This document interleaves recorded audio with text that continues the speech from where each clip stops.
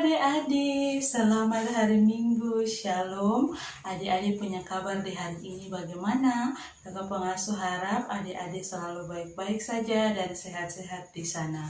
Adik-adik, hari ini Katong ada dalam pertemuan yang ke-9. Lalu Katong punya pokok bahasanya adalah ibadah yang sejati. Dengan subpokok bahasanya adalah unsur ibadah sosial pendidikan. Lalu Katong punya bacaan hari ini ada 4 bacaan adik-adik. Bacaan yang pertama ada dalam kitab 1 Timotius pasal 4 ayat yang ke-6 dan berakhir pada ayatnya yang ke-10. Lalu bacaan yang kedua ada dalam kitab Amsal pasal 1 ayatnya yang ke-7 dan pasal 5 ayatnya yang ke-12 dan berakhir pada ayatnya yang ke-14. Lalu bacaan yang terakhir ada pada kitab Ulangan pasal 6 ayatnya yang ke-6 dan berakhir pada ayatnya yang ke-9 adik-adik.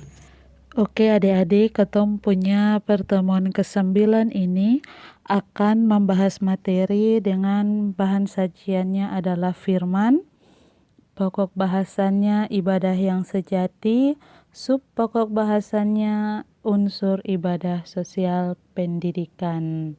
Nah, Katong punya pembacaan hari ini ada 4 bacaan.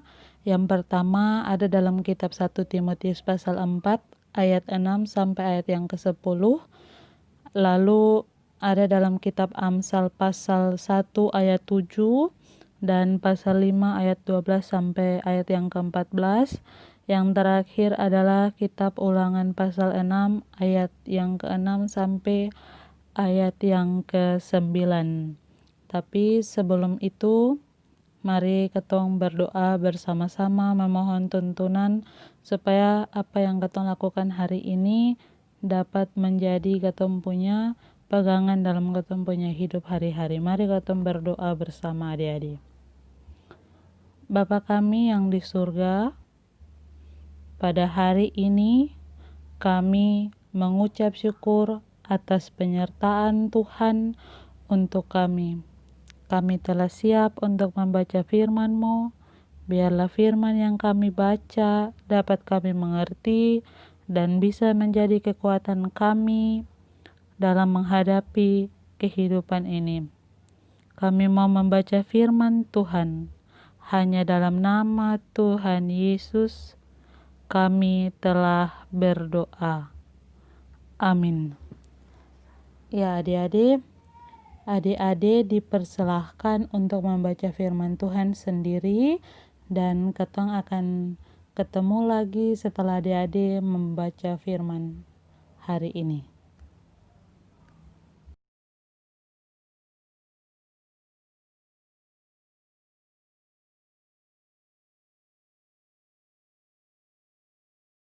Nah, pendidikan kalau dalam ensiklopedia bahasa Indonesia itu pendidikan adalah pembelajaran, pengetahuan, keterampilan, atau kebiasaan suatu kelompok orang yang diturunkan dari satu generasi ke generasi berikutnya.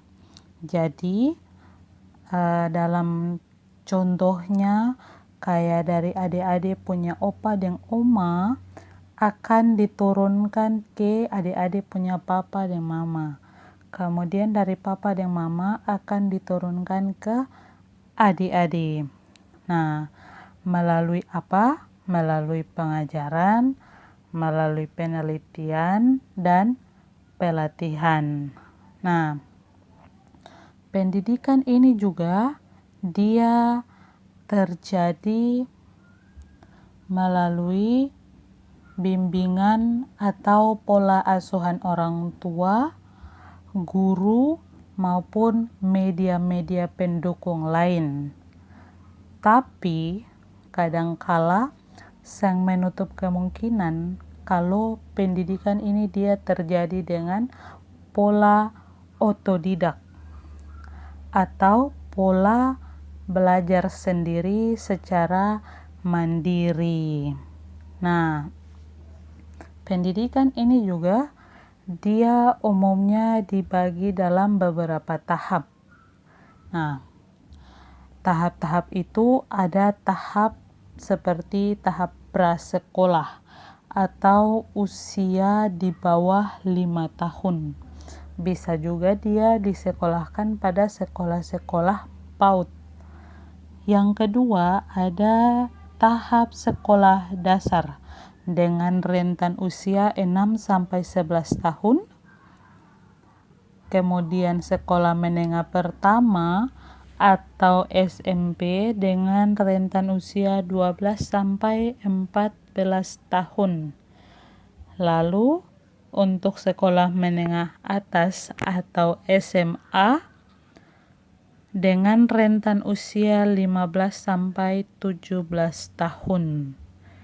Nah, untuk tahap perguruan tinggi itu dimulai pada usia 18 tahun dan seterusnya adik-adik. Lalu kakak pengasuh, kenapa harus pendidikan? Nah, karena dengan pendidikan maka orang akan menjadi orang-orang yang sukses, atau adik-adik akan menjadi orang yang sukses dan berhasil lewat pendidikan yang adik-adik sementara jalani. Nah, sukses dan berhasil itu apa saja kakak pengasuh? Bisa sukses baik secara ekonomi, sosial, politik, dan yang lain-lainnya. Artinya, pendidikan itu bisa mengantar ketong menjadi orang-orang yang sejahtera dan menjadi pemimpin masa depan. Karena itu, ketong mesti sekolah, ketong mesti belajar, mesti jadi anak-anak yang pandai, anak-anak yang cerdas, dan menjadi anak-anak yang bijaksana. Lalu kakak pengasuh, kalau pendidikan dalam iman Kristen itu seperti apa? Nah, pendidikan dalam iman Kristen tadi itu sudah dijabarkan dalam ketong punya pembacaan tadi. Akan ada di dalam kitab Amsal pasal 1 ayat 7 yang menjadi ketong punya dasar pendidikan iman Kristen.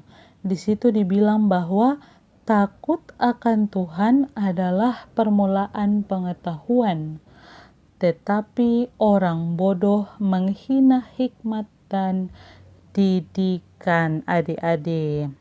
Nah, di sini, di dalam ayat ini, sangat jelas disebutkan atau sangat jelas dibilang kalau Tuhan Yesus sebagai pencipta, Tuhan Yesus sebagai penguasa isi dunia ini, Antua su menetapkan segala peraturan, Antua sudah menetapkan segala didikan yang mesti katong iko.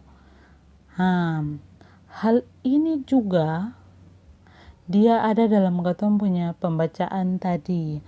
Ada dalam katong punya pembacaan kitab Ulangan pasal 6.